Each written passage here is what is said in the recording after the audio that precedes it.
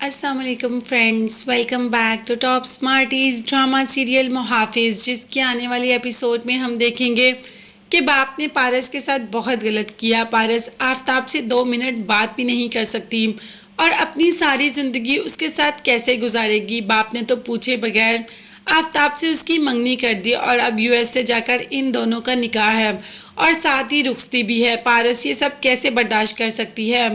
आफ्ताब को अपनी ज़िंदगी में बर्दाश्त करने का तो वो सोच भी नहीं सकती, मगर क्या करे, सबसे तो हेल्प मांग चुकी है और कोई भी उसकी मदद करने को तैयार ही नहीं। बाप को भी कह चुकी है मगर बाप अपनी बात से टस से मस नहीं हो रहा। अब करे तो क्या करे, कुछ ना कुछ तो पारस को करना ही पड़ेगा, क्योंकि आफ्ताब के साथ तो अपनी पूरी ज़िंदगी वो कभी भी नहीं गुजार सकती। जवार को कॉल भी करती है मदद के लिए, मगर जवार भी उसकी मदद को तैयार ही नहीं। खैर, आज की फ़्लाइट से यूएई जा ही रहे हैं कि रास्ते में एक अजीब ही मिसहैप हो जाता है। मतलब रास्ते में एकदम गाड़ी खड़ी होती है और पारस गाड़ी से जल्दी से निकलकर एक ऑटो खड़ा होता है, उस ऑटो में बैठ जाती है। अब पारस ऑटो में क्यों बैठी और गाड़ी को क्यों छोड़ा? तो जी हाँ, पारस भाग गई है। हाँ जी, पारस अपना घर छोड़कर भाग गई, क्योंकि वो जानती है कि बाप तो उसकी बात मानेगा नहीं और बाप जो फैसला कर लेता है उस पर अटल रहता है और पुप्पो को तो बाप कभी भी इनकार नहीं कर सकता। इसीलिए पारस को यहाँ से जाना ही होगा।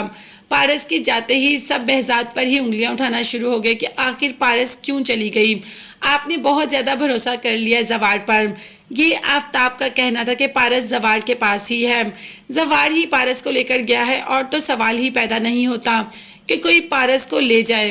अब तो शाहीन ने भी कहा कि भाईजान, आपने उस लड़के पर बहुत ट्रस्ट कर लिया, नौकरों को उनकी औकात में रखना चाहिए, आपने शायद उसको उसकी औकात से ज़्यादा दे दिया।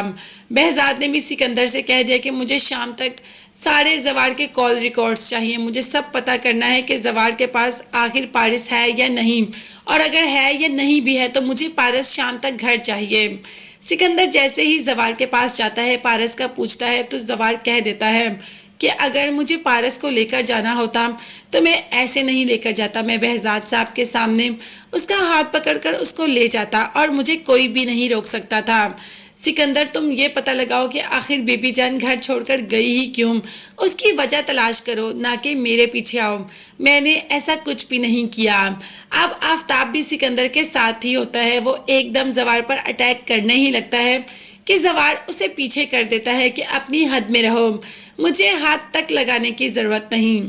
अब ये लोग तो चले जाते हैं, मगर पारस कहाँ है? पारस किसी ऐसे घर में महफूज है जो कि बहुत छोटा सा है और कोई उस पर शक भी नहीं कर सकता।